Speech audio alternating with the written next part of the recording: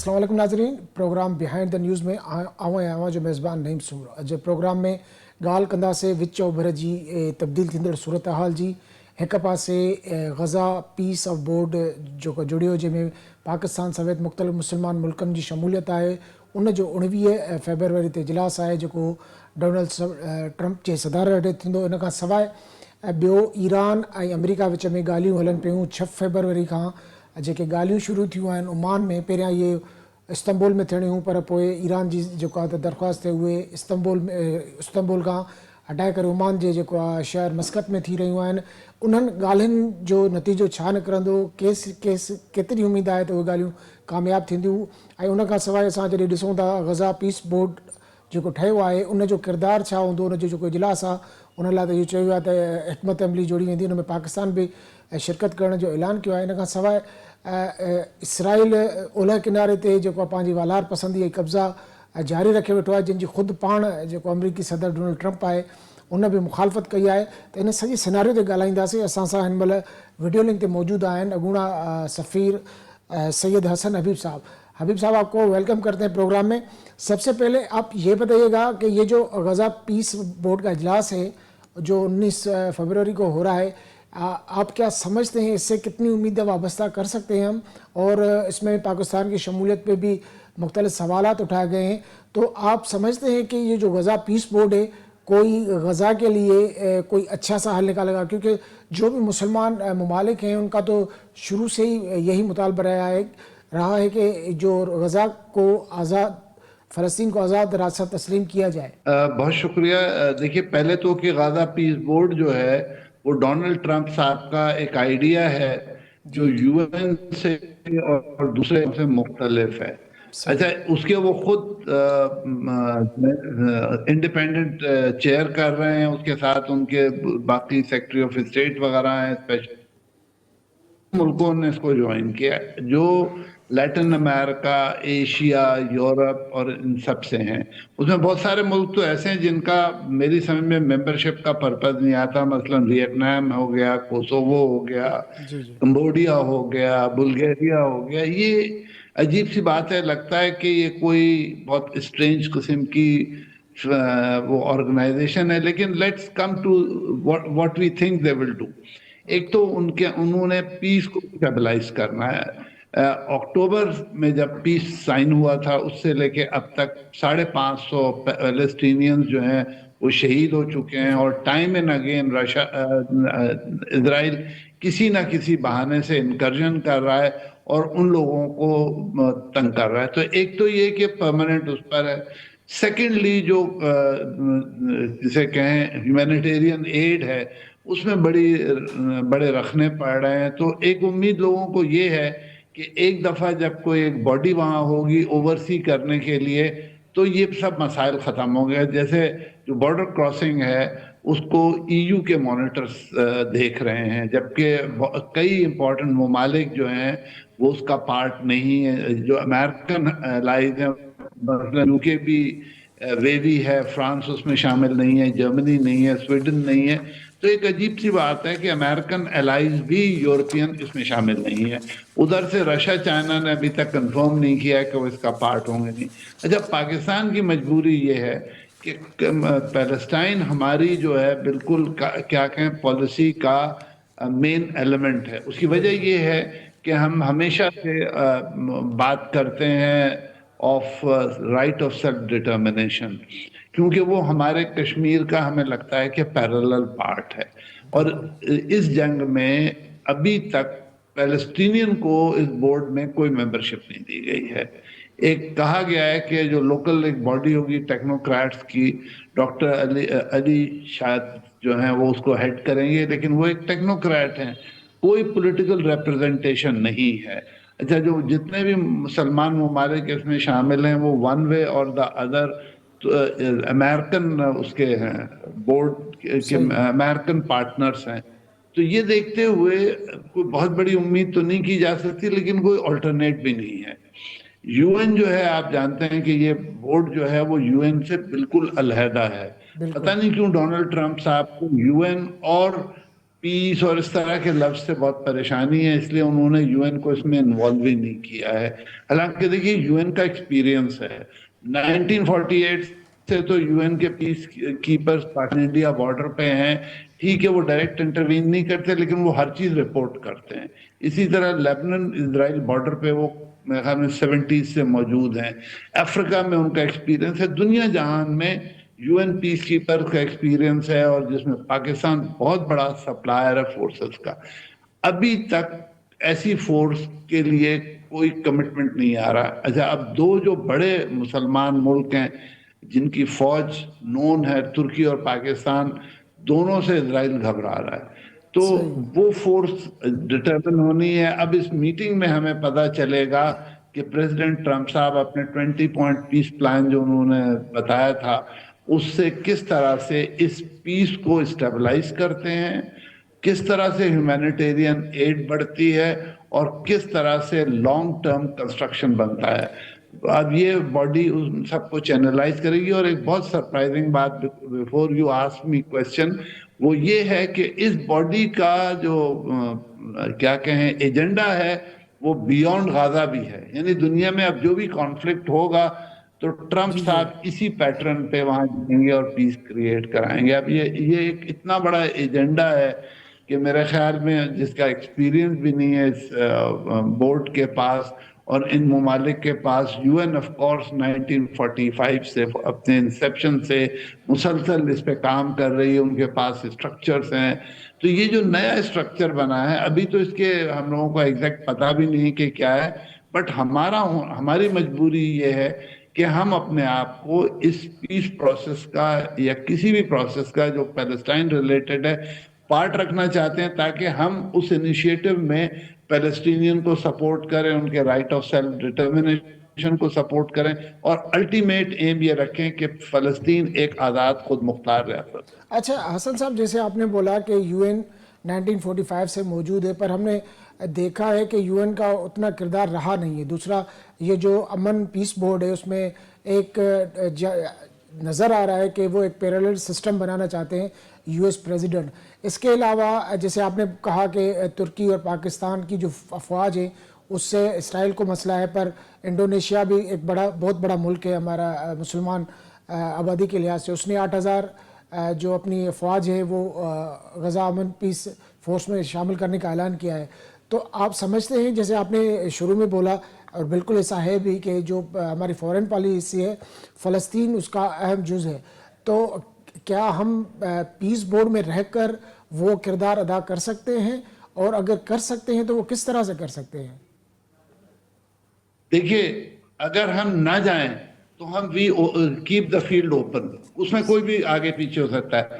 Our being there will look after Palestinian interest. تو ہمارے لیے بہت ضروری ہے کہ ہم بورڈ کا حصہ رہیں ان واٹ ایور کیپیسٹی. یہ نہیں ہے کہ ہماری وہاں فوج ہو یا نہ ہو، ہماری فوج جو ہوگی. حالانکہ دیکھیں ہماری فوج کا بہت بڑا کنٹریبیوشن ہے یو این پیس کیپرز پیس میں. کیپرز میں 60 سے کانگو کے کنفلکٹ میں بھی پاکستانی تھے. ہر جگہ پاکستانی فورسز افریقہ میں گئی ہیں، ہیٹی میں گئی ہیں، آپ جہاں بھی نام لیں. ویسٹرن سہارا میں جو ہے الجیر موروکو کے کانفلکٹ میں ہمارے سپاہی ہیں. We are everywhere. ہم میرے خیال میں لارجسٹ نہیں تو سیکنڈ لارجسٹ کنٹریبیوٹر ہمیشہ رہے ہیں. بالکل. تو ہمارے زیادہ شاید ہمارا جو بوسنیا کا رول تھا وہ تو اتنا ماڈل رول ہے کہ ابھی تک بوسنینز ہمارا شکریہ ادا کرتے ہیں. تو یہ سب دیکھتے ہوئے پاکستان کا ہونا بہت ضروری ہے تاکہ ہم پیلسٹینینز کی جتنی مدد کر سکتے ہیں وہ کریں ان دس پروسیس. ادروائز جو ممالک اس میں بہت سارے ایسے ہیں جیسے کمبوڈیا ہو گیا، ویتنام ہو گیا، ہانڈورس ہو گیا، پیراگوئے ہو گیا، منگولیا ہو گیا، ان کو تو پتہ ہی نہیں ہے اس سارے سسٹم کا، پیس پروسیس کا کیسے ایس او پیز بنے گی، سیکریٹریٹ کا اسٹرکچر کیا ہوگا، کس طرح سے پیلسٹینین کے ہم انٹرسٹ لک آفٹر کر سکتے ہیں، کیسے ہیومینیٹیرین ایڈ ہم بڑھا سکتے ہیں. یہ بھی آپ نے ٹائم اینڈ اگین دیکھا ہوگا کہ ہمارے لوگوں کا جو ہیومینیٹیرین ایڈ کا بڑا ایکسپیرینس ہے. جہاں کہیں زلزلہ آتا ہے، جہاں کوئی فلڈ آتا ہے، ہمارے لوگ وہاں ہوتے ہیں. سونامی تک میں ہمارے لوگ تھے. ہائی سی پہ ہم جو ریسکیو کرتے ہیں، وہ ابھی ریسنٹ جو انڈونیشین کو ہم نے جہاز کو ہم نے ریسکیو کیا تھا، تو ہمارا ایک وائڈ ایکسپیرینس ہے، اور ہمارے لوگوں کا لینگویج اسکلز بھی اتنی اچھی ہیں کہ جو شاید انڈونیشین یا دوسروں کی نہیں ہے. ہمارے لوگ بہت جلدی عربک میں اڈاپٹ ہو جاتے ہیں. تو ہمارا ہونا اس لیے بھی ضروری ہے کہ ہم پیلسٹینین کی اسپائریشن کو انڈائریکٹلی صحیح وہاں پریزنٹ تو کریں، صحیح. اور اس میں کوئی مطلب شبہ نہیں ہے کہ ہم اس میں ایک بہت پازیٹیو رول پلے کر سکتے ہیں. بالکل. اچھا حبیب صاحب، ابھی جیسے یہ تو بات ہو گئی غزہ امن بورڈ کی، ایک اور ڈیولپمنٹ ہوئی ہے مڈل ایسٹ میں امریکہ اور ایران کے درمیان جو مذاکرات شروع ہوئے ہیں مسقط میں. اس میں آپ کیا سمجھتے ہیں کہ کتنے امکانات ہیں کہ یہ دونوں جو فریقین ہیں ایک کسی نتیجے تک پہنچیں گی؟ اگر نتیجے تک پہنچیں گی تو وہ کیا ہو سکتی ہیں، اور اگر نہیں پہنچتی خدا نخواستہ تو آپ کیا سمجھتے ہیں اس کے کانسیکوینسز کیا ہو سکتے ہیں؟ دیکھیے، ایک تو امریکہ کی دو چیزیں ہیں on the table. One is nuclear and second is missile. Israel کا کہنا یہ ہے کہ ایران اپنا نیوکلیئر پروگرام بھی رول بیک کرے. نیوکلیئر کی حد تک تو رول بیک آسان ہے، لیکن دیکھیے ایک بڑی انٹرسٹنگ چیز ہے، اگر ایران نیوکلیئر رول بیک کر بھی لے تو they can come back very quickly.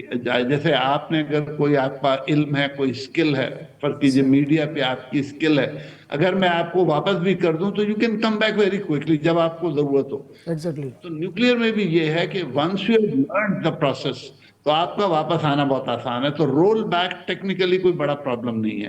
اور ایرانیز اسی پہ بات کر رہے ہیں کہ کتنے پرسنٹیج تک جانا ہے. وہ کہتے ہیں ہم سویلین یوز کا تو رکھیں گے اسے، اور وہ ان کا بیسک رائٹ ہے، کوئی منع بھی نہیں کر سکتا.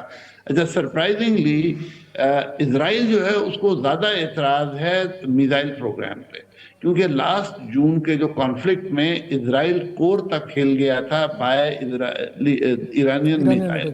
اور اب اگر ہوگا تو based on that experience Iranian will be more lethal and more unrestrictive. پچھلی دفعہ انہوں تھوڑا سا خیال کیا تھا کہ آبادی کو اوائڈ کیا تھا، انسٹیٹیوشنز کو ہٹ کیا تھا. اس دفعہ وہ نہیں کریں گے میرے خیال میں. This time they for the کل بڑا نقصان کریں گے. تو اسرائیل بار بار پش کر رہا ہے فار میزائل، اور کہ وہ ریسٹرین کریں، رول بیک کریں. ایران جو ہے وہ میزائل پہ کمپرومائز کرنے پہ تیار نہیں. وہ اس کا کہنا ہے کہ یہ ہمارا سروائیول کا معاملہ ہے، ڈیفینسو معاملہ ہے، اور اگر اب کی حملہ ہوگا، کیونکہ دیکھیے ٹرمپ صاحب کا تو پتہ نہیں، پچھلی دفعہ بھی U S attack while negotiations were going on. تو یہ ہو سکتا ہے کسی بھی دن خبر آئے کہ جو دونوں بحری بیڑے پہنچا دیے ہیں امریکہ نے نیئر ایران، وہاں سے بومبنگ شروع کر دیں. لیکن اب کی ایران بہت کلیئر ہے. اس نے کہا جس ملک نے ایئر اسپیس الاؤ کی ہم اس پہ امریکی اڈوں کو ٹارگٹ کریں گے، ان کو ٹارگٹ کریں گے. پچھلی دفعہ والی صورتحال نہیں ہوگی کہ جی مڈل ایسٹ کے اوپر سے میزائل آ رہے ہیں، جہاز آ رہے ہیں، کوئی ایکشن نہیں ہے، عراق پہ آئے، سیریا پہ آئے. اس دفعہ the message is very clear. اسی لیے سارے مڈل ایسٹرن عرب کنٹریز امریکہ کی خوشامد کر رہے ہیں کہ بھائی پلیز ڈونٹ اسٹارٹ. اسی لیے ڈیلے ہوا، نہیں تو لاسٹ ویک پاسبلٹی تھی کہ شروع ہو جائے. تو it can start any time. لیکن اس دفعہ ایران کا میسج بہت لاؤڈ اینڈ کلیئر ہے کہ ہم امریکہ تو جا کے بم مار نہیں سکتے، لیکن ہم ایریا میں جو امریکن انٹرسٹ ہے اس کو بام کریں گے یا بحری بیڑے کو بام کریں گے. ابھی تک I am not very clear کہ کیا ایران کے پاس کیپیسٹی ہے کہ ایئر کرافٹ کیریئر کو سبسٹینشل لاس کرے. دیکھیے 7 میں سے 1 بیڑا امریکی آلریڈی ریپیئرز میں ہے. اب یہ 2 ادھر ہیں، اگر یہ خراب ہو جاتے ہیں تو امریکہ کے لیے بہت بڑا مسئلہ ہوگا.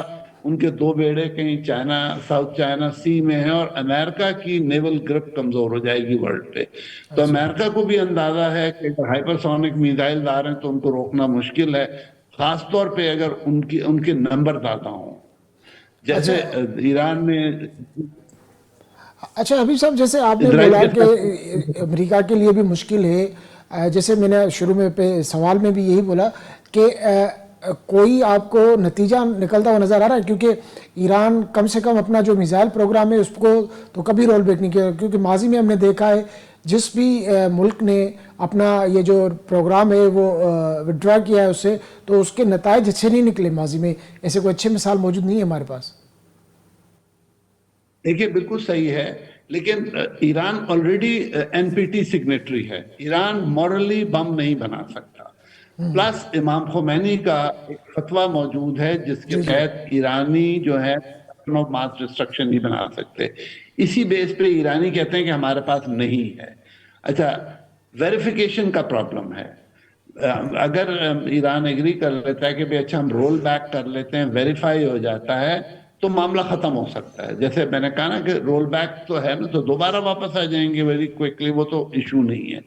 तो लेकिन इशू है मिसाइल, खासतौर पे ईरानियन हाइपरसोनिक मिसाइल ने लास्ट टाइम अपने आप को बैटल में प्रूफ किया है। That is the bigger threat to Israel, क्योंकि वही हाइपरसोनिक हो सकता है कि एटम बम नहीं तो जिसे हम डर्टी बॉम्ब कहते हैं, माइनर पावर के साथ न्यूक्लियर टिप वेपन ले जाएं और वो ज्यादा प्रॉब्लम क्रिएट करें इसराइल के लिए। तो इसराइल इंसिस्ट कर रहा है कि मिसाइल को इंक्लूड किए जाए स्टॉक्स में, ईरानी नो नो कहते हैं। तो अगर डोनाल्ड ट्रंप साहब ने अपना वेट नहीं डाला on the side of agreement, यानी अगर उन्होंने सिर्फ न्यूक्लियर पे बात की, तब तो उम्मीद है कि आउटकम हो सकती है। क्योंकि देखिए ईरान में भी एक लॉबी है जो खुद जो वेपनाइज करने के खिलाफ सही न्यूक्लियर प्रोग्राम को। लेकिन मिसाइल प्रोग्राम पे वो सब एग्री करते हैं कि वो ईरान का, अच्छा जो आपने बुरी मिसालें दी हैं वो सब वो हैं जिनका मिसाइल प्रोग्राम जीरो था। जैसे Ukraine is the best example, बिल्कुल हाँ उनके पास मिसाइल प्रोग्राम था ही नहीं, वो तो रशियन मिसाइल सिस्टम्स पे बेस करते थे, और जब उन्होंने किया तो उनके साथ ज्यादती हो गई। तो ईरान का अगर मिसाइल प्रोग्राम प्रोटेक्ट वो कर लेते हैं, मिसाइल एंड ड्रोन प्रोग्राम, तो ये पूरी उम्मीद है कि ये कुछ ना कुछ एग्रीमेंट हो जाएगा। बहुत बहुत शुक्रिया सैयद हबीब साहब जूं ॻाल्हि तव्हां ॿुधियूं। उन्हनि जो इहो चवणु हो त जीअं बि जेको बि थींदो, जीअं बि थी सघे थो, घटि में घटि अमेरिका खे जेको जेकॾहिं ॻाल्हियूं नाकाम थियनि थियूं त उन मां उनखे जेके नतीजा निकिरंदा, उनजे जेकॾहिं ईरान ते को अटैक थिए थो त उन खां पोइ सामूंडी जहाज़ मुख़्तलिफ़ हंधनि ते अमेरिका जा बीठल आहिनि। हिते प्रोग्राम में वक़्तु थियो आहे ब्रेक जो, मिलूं था शार्ट कमर्शियल ब्रेक खां पोइ।